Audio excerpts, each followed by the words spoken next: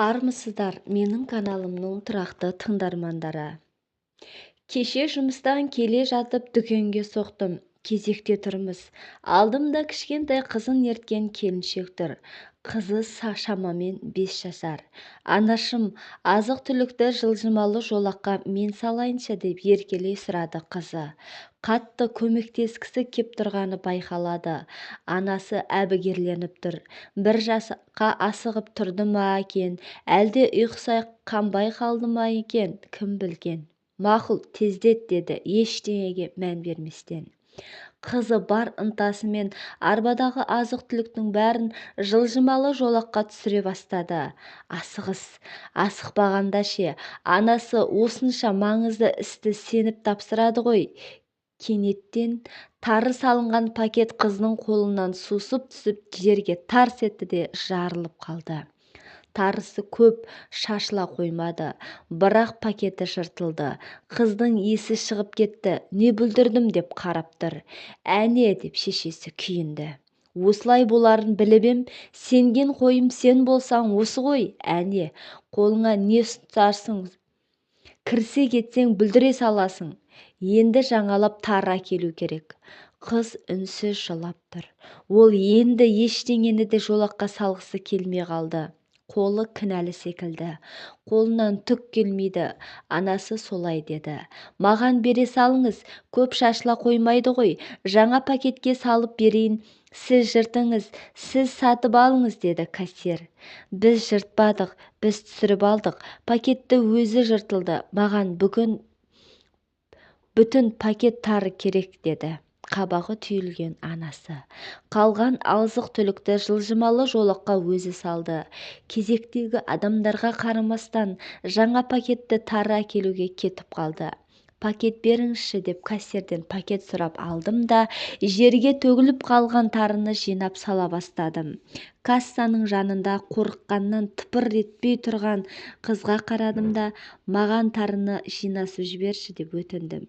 Ол тізерлеп отырды да қос қолдап тарыны жаңа пакетке сала берді. Анасы жаңа пакет тарыны әкеліп сатып алған заттарына есеп айырыққанша екеуміз төгілген тарыны жинап алдық. Мына тарыны қайтеміз? Сіздің қызыңыз төгіп алған тарыны айтам, деді кассир. Анасы ұрысқа дайын тұр екен. Сіздерде әр заттың құнына осындай жағдайға арналған үстеме қосылады. Не істейміз дегеніңіз не? Мен бүкіл ішімдікті шағып тастадым да төлемей кетуге қақым бар. Ал мұнда тары ғана. Сонда төгілген тарыны кім төлейді? Мен бе? Деп кассир де отала бастады. Пай, тоқтатыңдар жолдастар, болмашыға бола ұрыс шығарғандарың не? Бір-біріңнің көңілдеріңе қарағандарың не? Бұл тарыны мен сатып алайын, дедім мен. Тек сіздің қызыңыз маған заттарымды жолаққа салуға көмектесіп жіберсінші, мақұл ма? Ол заттарды жылдам түсіреді екен, ал менің қолым ауырып тұр еді. Қыздың анасы менің сенімді көзқарасыма қадалып қалды. Есін жия салысымен, «Иә, Лидочка, тәтеге көмектесіп жіберші, қолы ауырып тұр екен», деді. Мен сау қолымен қызына байқатпай анасына тамаша деген белгіні көрсеттім. Лидочка қатты тірілгендей қайта. Ақырында менің заттарымды жолаққа қоя берді. Шын ықыласымен көмектесті. Көзінің қиығымен анасына қарап қояды. Қолғанатыңыз өсіп қапты.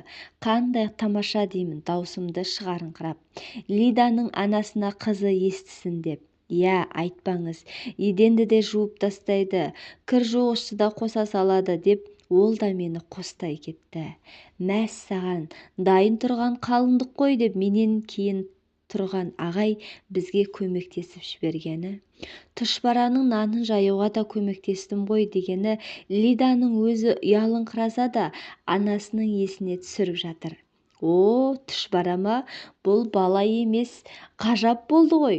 Өскенде күнде бір күйеу жігіт құда түсетін шығар. Өзім-ақ бүгін алар ем, бірақ соңғы 24 жылда бері басым бос емес. Әйелім болмағанда бар ғой, ә? Кезекте тұрғандардың бәрі күлкіге қарық болды. Сол арада менің заттарымды жолаққа түсіріп болды. Мен оларды пакетке салып үлгердім. Дүкеннен Лиданың анасымен қатар шықтым. Лида, сен Венецияны көргенсің бе деп сұрады. Ол қай жақта? Алыста. Жоқ, мен Қырымда болғам. Білесің бе, мен де әлі көрмедім. Бірақ Венецияда көгершіндерді көп арнайы алаңы бар деп бір жерден оқып ем. Олардың көгершіндері адамдардан қорықпайды екен. Қолға әбден үйренгені соншалық адам көрсе иығына қонып алады екен, басына отырады екен. Адамдар солармен суретке түседі екен. Қандай керемет, иә? Иә, дәл қазір Венецияға барғың келе ме? Дәл қазір? Қалай сонда деп таң қалды Лида.